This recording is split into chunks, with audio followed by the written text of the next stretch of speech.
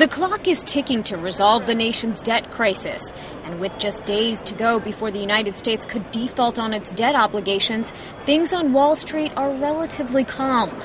But there is anxiety over the uncertainty of the debate in Washington. Stocks are lower for the sixth straight day.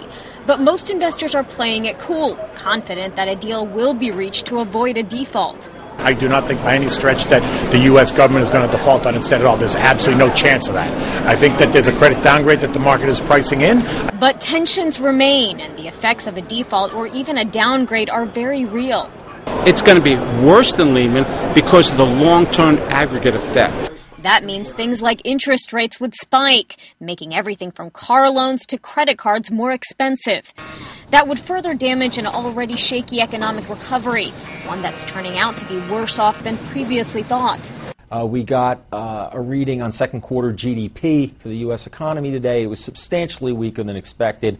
Economists had already been trimming their expectations. They were looking for 1.8% increase in second quarter GDP. The actual number was 1.3. So the combination of bad economic news and worries about a possible default was evident in nearly every measure of investor confidence Friday.